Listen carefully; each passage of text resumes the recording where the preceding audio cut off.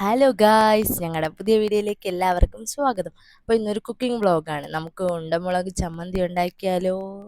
അത് തയ്യാറാക്കാൻ വേണ്ടിയിട്ട് വെളുത്തുള്ളി, പുളി, ഉപ്പ്, കടുക്, ജീരകം, മുളക്, സവോള, കറിവേപ്പില, നമുക്കിതെല്ലാം കൂടി ഒന്ന് അരച്ചെടുക്കണം.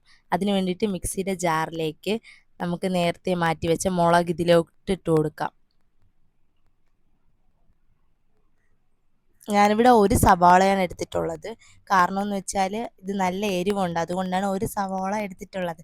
മിക്സിയുടെ ജാറിലേക്ക് ഇതുപോലെ ചെറുതായി ഒന്ന് അരിഞ്ഞിട്ട് കൊടുക്കാം. നമുക്ക് ജാറിലേക്ക് ആവശ്യത്തിന് ജീരകം,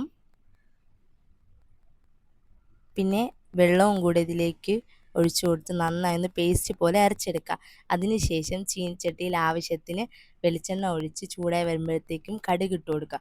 കടുക് പൊട്ടിയതിന് ശേഷം കറിവേപ്പില, വെളുത്തുള്ളി ചതച്ചതും കൂടി ഇതിലേക്ക് ഇട്ട് കൊടുത്ത് നന്നായി ഇതുപോലൊന്ന് ഇളക്കി കൊടുക്കുക.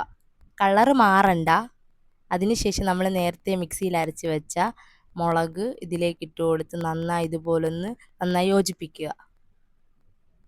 അതിനുശേഷം ആവശ്യത്തിന് ഉപ്പും കൂടി ഇട്ട് കൊടുത്ത് നന്നായി ഒന്ന് മിക്സ് ചെയ്തെടുക്കുക. ഇതുപോലൊന്ന് തിളച്ച് വരും.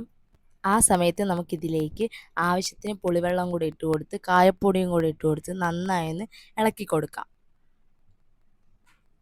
അതൊന്ന് നന്നായി ഒന്ന് വെട്ടിത്തിളയ്ക്കണം.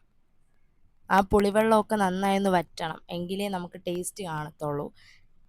ഇതുപോലൊന്ന് കുറുകി എടുത്തതിന് ശേഷം അങ്ങനെ എരിവുള്ള ഉണ്ടമുളക് ചമ്മന്തി ഇവിടെ റെഡി ആയിട്ടുണ്ട്.